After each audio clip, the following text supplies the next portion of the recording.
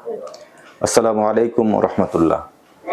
বিশিষ্ট ব্যবসায়ী উদ্যোক্তা মোহাম্মদ মাহবুবুর রহমান, উনার এই পাঁচটা ব্যথা, উনি ভালো করে হাঁ করতে পারেন না, কথা বলতে গেলে মুখটা আড়ষ্ট হয়ে আসে এবং কিছুক্ষণ কথা বলার পর ওনার কথাটা কিছু জড়তাও আসে। কারণ ওনার জড়তা হওয়ার পিছনে অন্যতম কারণ হচ্ছে যে মুখ ভাল লাগে না, অস্বস্তি লাগে।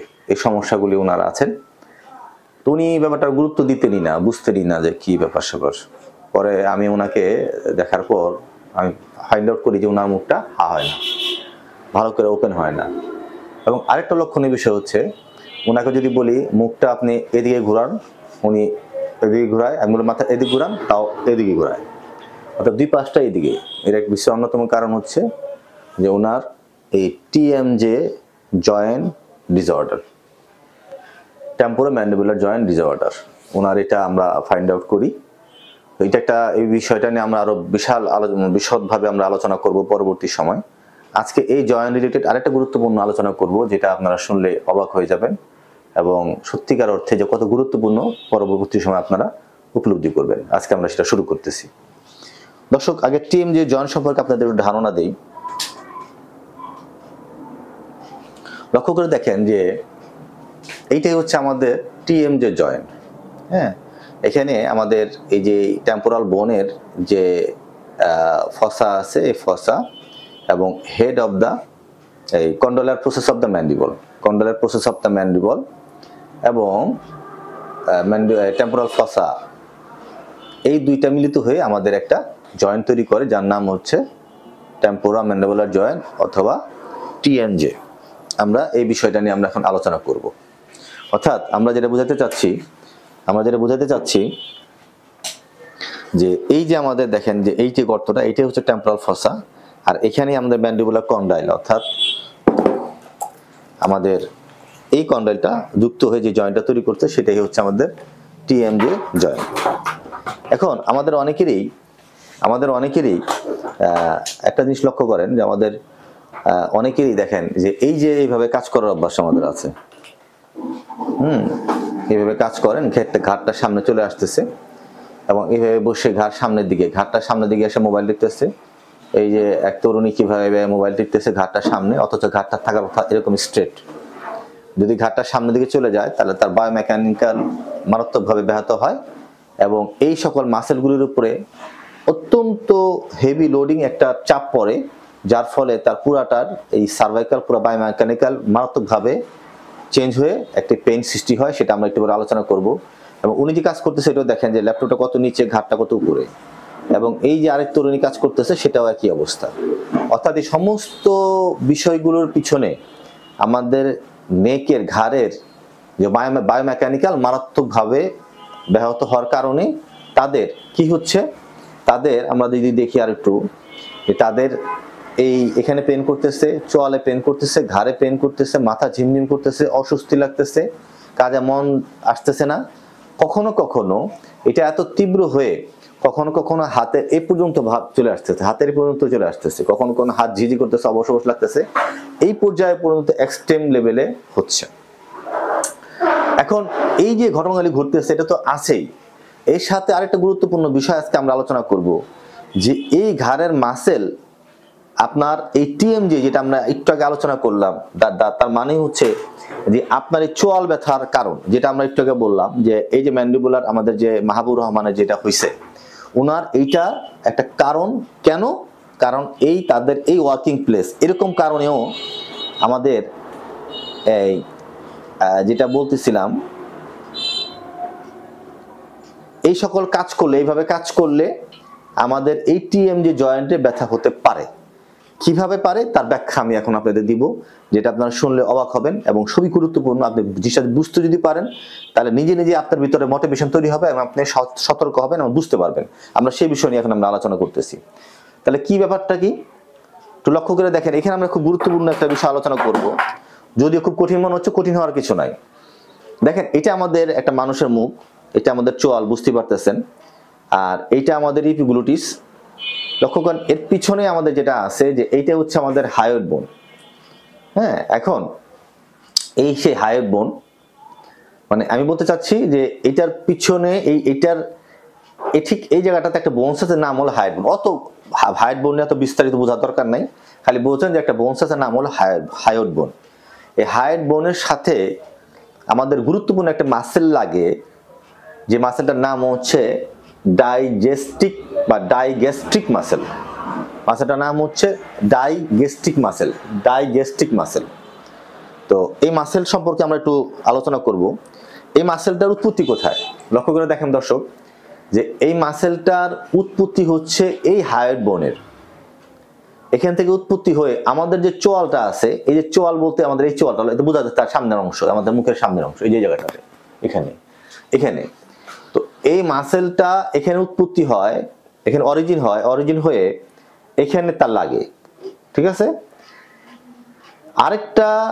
আরেকটা পার্ট মাসেলের আরেকটা অরিজিন আছে, সেটা হচ্ছে আমাদের এই যে মাস্টার্ড প্রসেস। মাস্টার্ড প্রসেসটা কোথায়? আমাদের এই ঘাড়ের, হ্যাঁ আমাদের ঘাড়ের, অর্থাৎ আমাদের দেখেন যে আমাদের এই জায়গাটাতে এই যে আমাদের কানের পিছনে একটা হাড়, শক্ত হাড়, এখানে এই মাস্টার প্রসেসের পিছনে একটা ফসা আছে, এই জায়গাতে একটা মাসেল লাগে, আরেকটা পার্ট লাগে। কোন পার্টটা?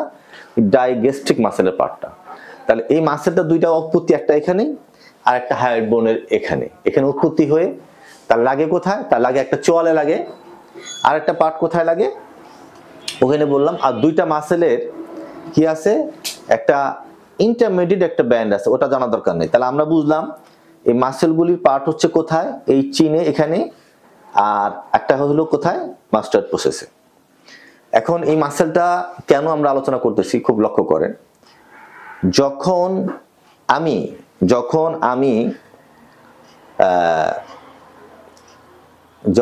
আমি এইভাবে কাজ করব, খুব খেয়াল করেন, তাহলে আমি একটু আগে বললামই যে এই মাসেলের এই চোয়ালের নিচে আছে ওই ডাইগ্যাস্ট্রিক মাসেলটা।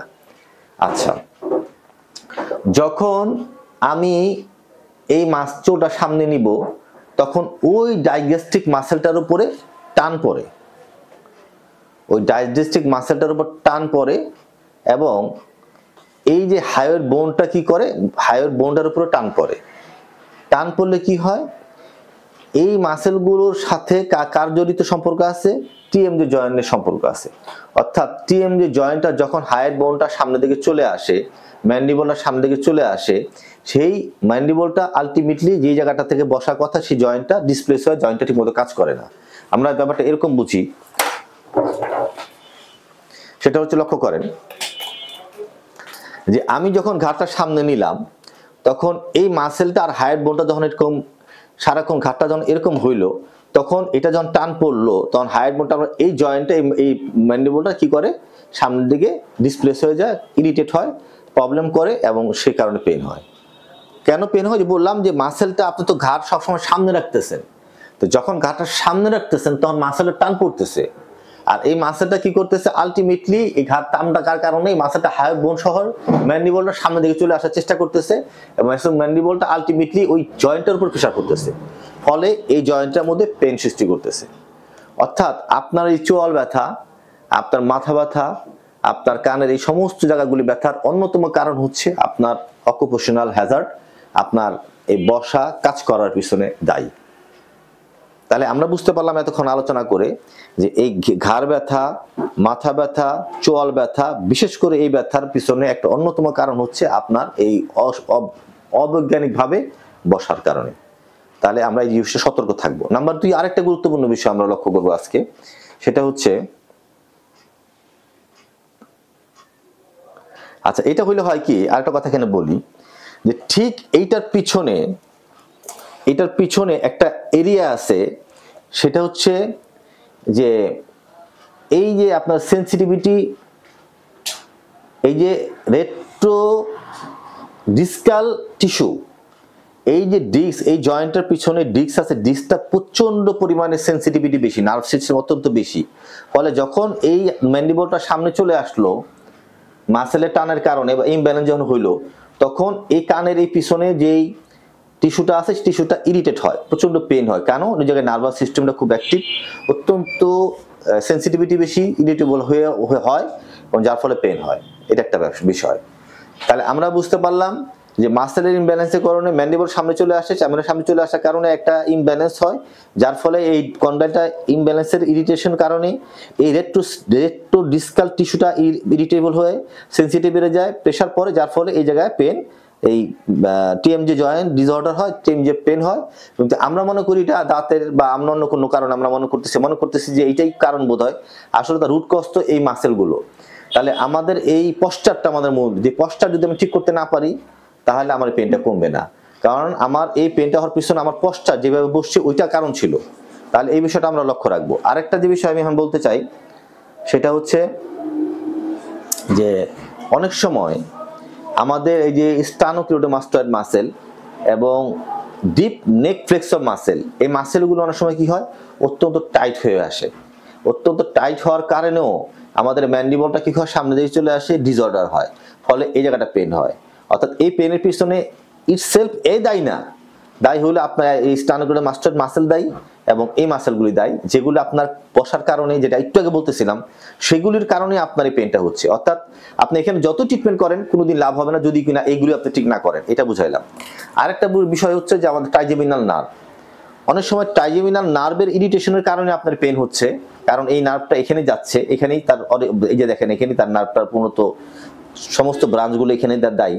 অর্থাৎ এই ট্রাইজেমিনাল নার্ভের রেফার পেন হিসাবে কিন্তু আপনার টিএমজে এই জায়গাটা ব্যথা হতে পারে, সেদিকটা আপনাকে লক্ষ্য করতে হবে। এছাড়াও আমাদের C1 C2 নার্ভটাও আপনার এই টিএমজে জয়েন্ট রিলেটেড তার ডিস্ট্রিবিউশন, অতএব সেখানে রেফার পেন হিসাবেও C1 C2 অথবা এই নার্ভের কারণে আপনার এই জায়গাটাতে ব্যথা হতে পারে। তাহলে আমরা যে কথাটা বোঝাতে চাচ্ছি এতক্ষণ ধরে যে আলোচনা, সেটা হচ্ছে যদি আমাদের কোনো কারণে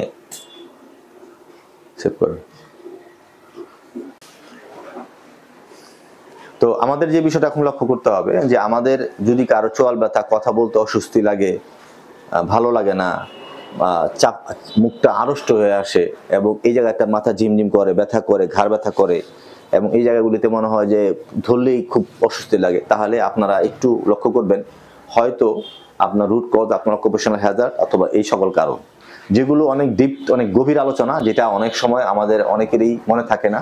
এটা অনেক সময় আমাদের মিসিং হয়ে যায়, আমরা বুঝতে পারি না, ফলে আমাদের পেনটা সারে না, খালি দৌড়াইতে থাকি আমরা বিভিন্ন কারণে, এই ডাক্তার ওই ডাক্তার, কিন্তু কমে না।